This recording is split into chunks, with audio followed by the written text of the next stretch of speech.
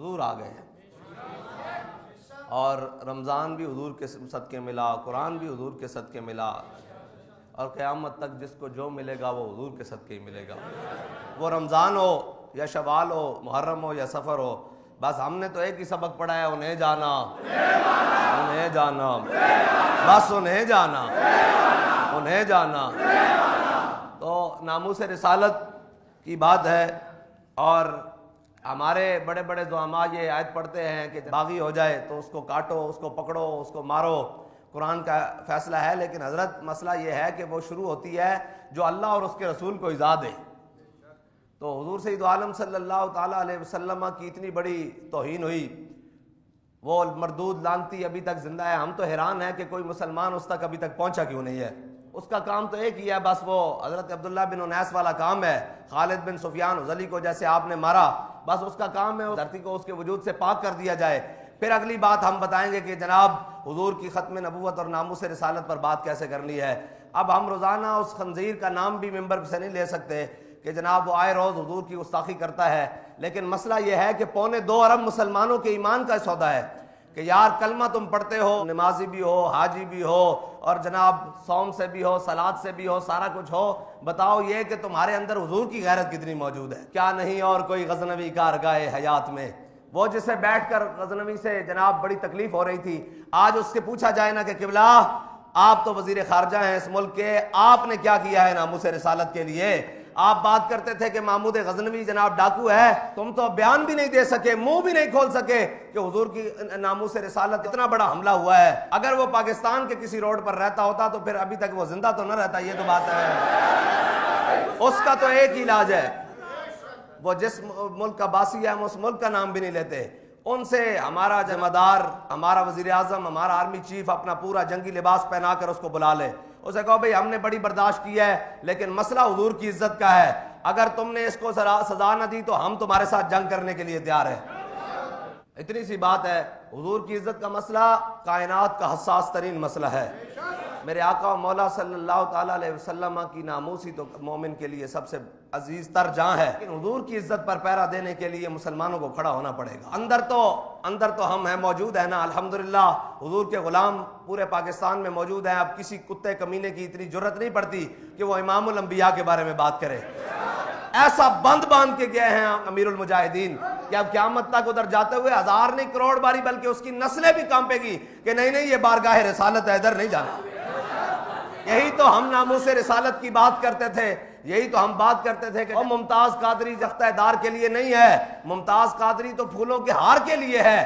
اگر تم نے اسے تختہ دار پر نہ لٹکایا ہوتا تو اس کی گولیوں کی جو تڑتڑاہٹ تھی وہ آج اس خنزیر کے گھر کے قریب کہیں گونج رہی ہوتی، اور اسے پتا ہوتا کہ یار محمد عربی کے غلام ہیں اور وہ آزاد پھر رہے ہیں، وہ کبھی بھی کسی جناب طور میرے پاس پہنچ سکتے ہیں۔ لیکن تم نے کفر کو خوش کرنے کے لیے ممتاز قادری کے گلے میں جناب پھندا ڈالا اور جناب ان کو راضی کیا۔ واللہ ورسولہ حق و یردوہ، اللہ اور اس کے رسول زیادہ حق رکھتے ہیں کہ انہیں راضی کیا جائے، اور اللہ کا حق کیا ہے اور اس کے حبیب کا حق کیا ہے؟ وہ تو یہی ہے کہ ملعونین اینما ثقفوا اخذوا وقتلوا تقتیلا، میرے حبیب جہاں یہ ملیں ان کو مار دیا جائے، ان کو کاٹ دیا جائے، اس لیے کہ یہ آپ کے گستاخ ہیں، یہ اللہ اور اس کے رسول کے مجرم ہیں۔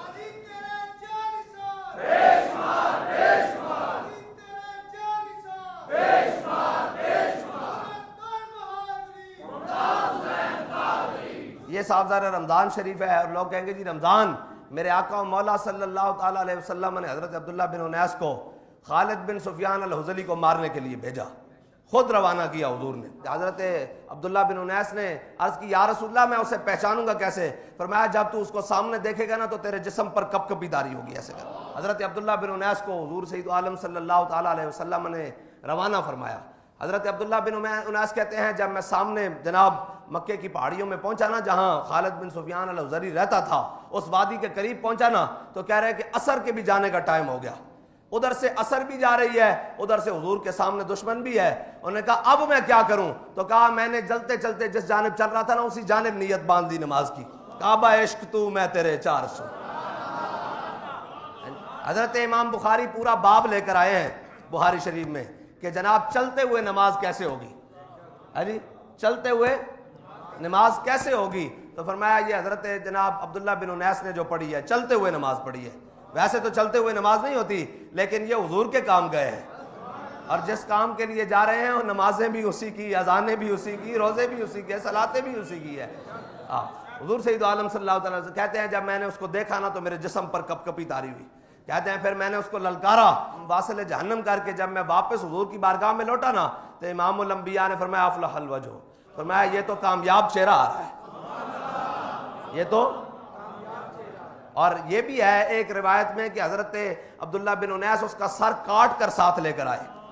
راستے میں کتنی وادیاں آئی ہوں گی, کتنے پہاڑ آئے ہوں گے, کتنے جناب دریا آئے ہوں گے, اور کس خوشی سے جھوم کر ایک ہاتھ میں پکڑا ہوگا, کہا ہوگا تو گلا کرتا سا میرے آقا مولا صلی اللہ علیہ وسلم دے بارے, چل ذرا آج حضور دی بارگاہ وچ ہے جی.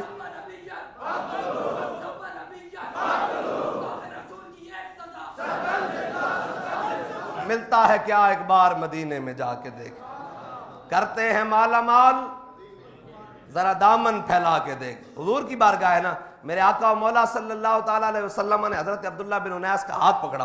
حضور نے ہاتھ پکڑ کے حضرت عبداللہ بن انیس کو اپنے کاشانہ اقدس میں حضور اندر لے گئے. جب حضرت عبداللہ بن انیس باہر آئے نا تو حضرت عبداللہ بن انیس کے پاس حضور کا عصا تھا. تو صحابہ نے کہا ذرا ہمیں دکھائے تو صحیح ہے کون سا ہے. کہا نہیں دکھانا نہیں ہے, یہ مجھے آقا مولا نے دیا ہے, آج انعام ملا ہے. انہوں نے کہا انعام کیا ملا ہے, کیا کہا؟ حضور نے فرمایا کیا ہے؟ کہا میرے آقا مولا صلی اللہ تعالیٰ علیہ وسلم نے فرمایا عبداللہ بن انیس قیامت والے دن کسی کے پاس سہارا نہیں ہوگا چلنے کا, یہ تیرے پاس ہے, تو نے اپنے ساتھ لے کر جانا ہے, قیامت والے دن اس کی ٹیک پر تو نے جنت میں جانا ہے. تو آیا نہ درتے کیوں بد نصیبہ ہزارہ رنگاں وچ. یہ بھی کسی نے دسیا ہوتا نا کہ سارے کام اپنی جگہ, لیکن حضور دی عزت ہوتے کوئی کام کر کے آوے تو اس نو اے انعام ملتا کہ اس ٹیک ہوتے ہو جنت چلا جائے گا. قیامت والے دن کسی کو کوئی سہارا نہیں ہوئے گا ظاہری طور پہ.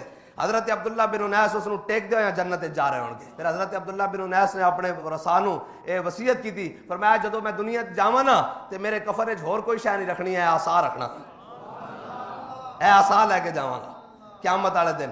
سارے کو اپنے اپنی شے ہون گی. عصائے کلیم اژدہائے غضب تھا, ہے جی, عصائے کلیم اژدہائے غضب تھا, گروں کا سہارا عصائے محمد, ہے جی. پھر جس کو جناب قیامت والے دن بھاویں تانبے دی زمین ہونی ہے جی, بھاویں جناب ایتھے جناب سوا نیزے تے سورج ہونا, لیکن حضرت عبداللہ بن انیس کو تو پھر حضور دا عصا ہونا نا.